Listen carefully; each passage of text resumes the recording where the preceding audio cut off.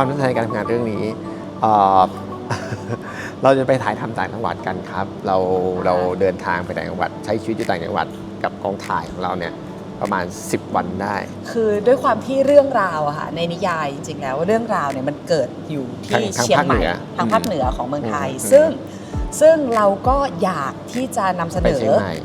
ภาพต่างๆมุมมองต่างๆตามนิยายจริงๆอะไรอย่างเงี้ยนะคะเราก็เลยยกกันขึ้นไปเชียงใหม่ซึ่งพอเวลายกกันขึ้นไปเนี่ยหลายชีวิตเนาะนักแสดงเองเนี่ยคือจากที่ปกติเรามีถ่ายได้พักบ้างอย่างเงี้ยค่ะเขาก็จะต้องทำงานต่อกันทุกๆวันใช่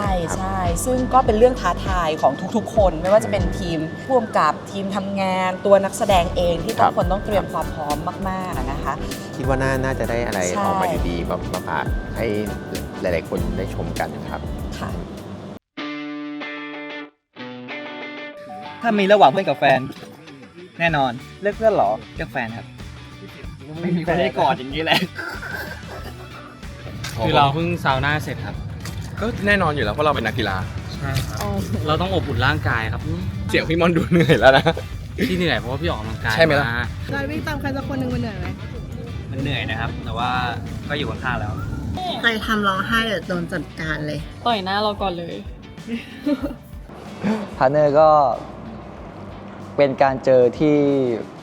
ปุ๊บปั๊บมากแล้วก็ไม่ได้มีการวางแผนว่าเราจะมาคู่นี้ตั้งแต่แรกซึ่งมันทำให้คิดว่าพอจู่ๆมันปุ๊บปั๊บเข้าไปเนี่ยมันจะเข้ากันได้ไหมด้วยความที่เป็นอาร์มเลยครับมันเลยรู้สึกว่ามันเด็กคนหนึ่งมันสามารถพูดไปเรื่อยได้ทุกเรื่องได้จริงๆนะฮะผมก็ไม่เคยเชื่อนะผมก็ไม่เคยเชื่อว่าจะมีคนแบบนี้อยู่บนโลกด้วยแต่ผมได้เห็นแล้วครับอาร์มที่พิสูจน์ได้ผมเห็นแล้วครับว่าการที่พูดโดยไม่มีท็อปปิกหรือว่าการเกริ่นนำเนี่ยมันเป็นยังไงเผลอๆบางทีไม่มีหัวเรื่องไม่มีปลายเรื่องผมมากลางเรื่องผมว่าฮะอะไรนะอะไรอย่างเงี้ยจะบอกเลยว่าตาค่อนข้างที่จะไม่สู้แสงมากคือแบบมันแดดไม่มีนะเมฆบังหมดแต่ว่าตาอยู่เงี้ยเราแพ้ UV แพ้แต่ผมแพ้ที่อะไรครับเนี่ยแพ้อุ้ยทันวิ่งแต่ด้วยความเป็นอย่างนี้มันทำให้เราดูแบบว่าน้องมันก็น่ารักของมันเนาะมันก็แบบพูดอะไรไปเรื่อยดีอะโดยที่แบบมันทำให้เรามีความสุขแล้วคนรอบข้างมีความสุขกับน้องอะทำให้น้องเขารู้สึกว่าเราสามารถเข้าถึงน้องง่ายด้วยแล้วก็เขาดูแฮปปี้กับการที่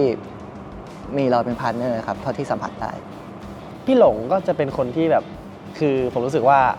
เป็นคนที่ไปด้วยกันได้คือเจอกันวันแรกก็คือแบบคลิกแล้วแบบประมาณว่า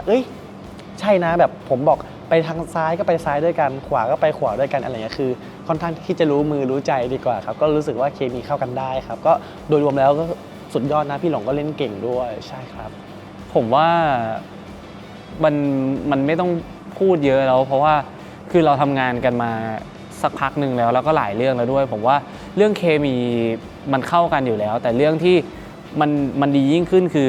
เรามีความสนิทสนมกันยิ่งขึ้น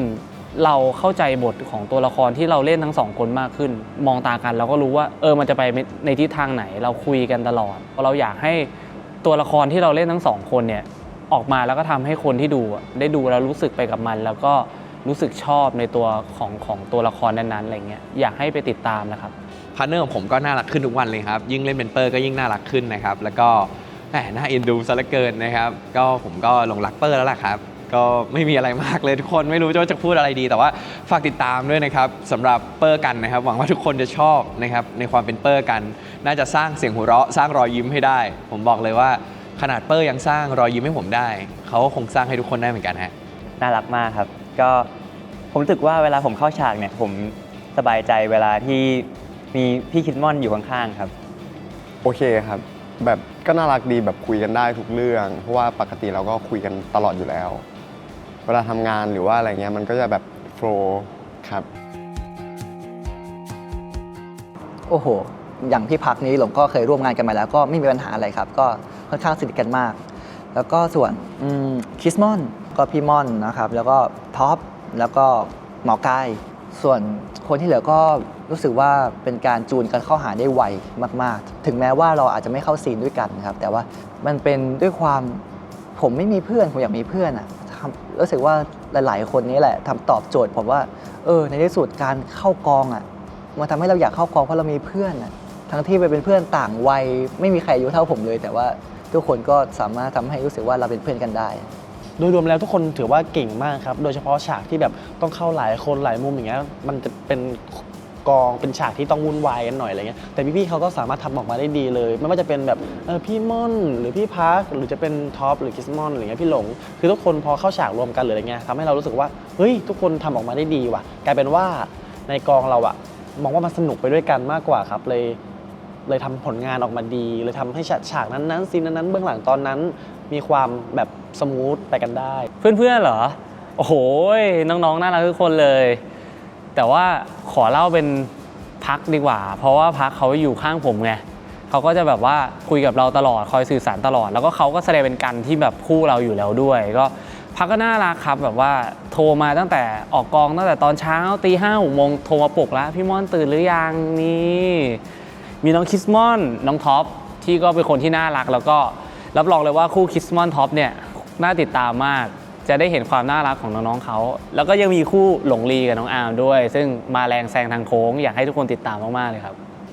ผมเริ่มจากพี่ม่อนก่อนละกันนะครับเพราะว่าผมกับพี่ม่อนก็น่าจะพูดได้ง่ายที่สุดแล้วก็เป็นคนที่ใกล้ชิดผมมากที่สุดนะครับผมอยากจะให้ทุกคนรอติดตามเปอร์เพราะว่าเปอร์ในซีรีส์เรื่องนี้น่ารักมากๆแล้วก็เป็นการพลิกคาแรคเตอร์ของพี่ม่อนเลยครับเขาน่ารักมากๆเลยนะอยากให้ทุกคนรอติดตามเปอร์ครับแล้วก็คริสมอนกับท็อปก็อันนี้ก็น่ารักอยู่แล้วเป็นน้องที่น่ารักนะครับก็เรามาพูดถึงแบบคู่ที่แบบว่ามาแรงแซงทางโค้งด้วยนะครับหลงลีกับน้องอาร์มนะครับซึ่งน้องอาร์มก็รับบทเป็นไมล์แล้วก็ไนท์เป็นหลงลีนะครับก็แน่นอนเขามีความน่ารักเขามีความแบบว่าเลิฟลี่ของเขาอยู่แล้วนะครับก็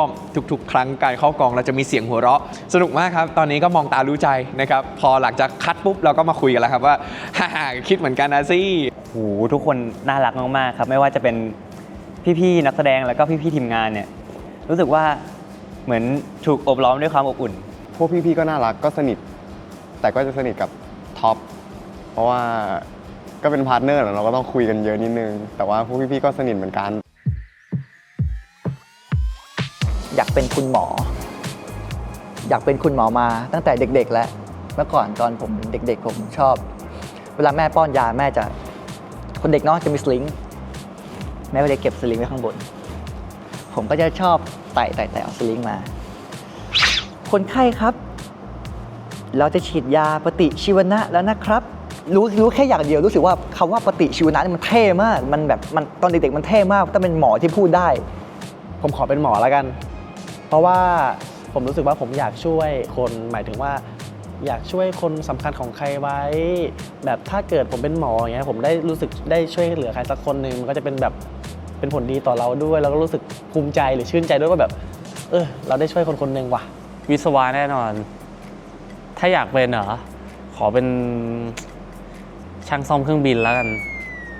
สำหรับผมจริงๆความฝันตอนเด็กกับผมเคยอยากเป็นหมอนะแต่ว่าสมองผมไม่ถึง คือผมก็แบบว่าไปไม่ถึงหมอก็เลยมาจบที่วิศวะผมก็จบวิศวะนะครับแล้วก็ถ้าให้เลือกแล้วเลือกได้เลยโดยที่แบบว่าไม่ต้องวัดว่าเราเก่งขนาดไหนผมคงเลือกหมอครับจริงๆผมชอบชีวะมากแล้วก็รู้สึกว่าการช่วยเหลือคนมันได้ทั้งบุญได้อะไรหลายๆอย่างแล้วก็เราทำด้วยใจอะไรอย่างเงี้ยครับก็คงอยากเป็นหมอนะก็ต้องเป็นวิศวะสิครับผมเรียนวิศวะมาครับผมก็ต้องวิศวะอยู่แล้วป่ะอย่างแบบในเรื่องเขาจะมีแบบเขาเรียกว่าอะไรคำพูดที่บอกว่าหมอก็คู่วิศวะผมจะได้คู่กับท็อป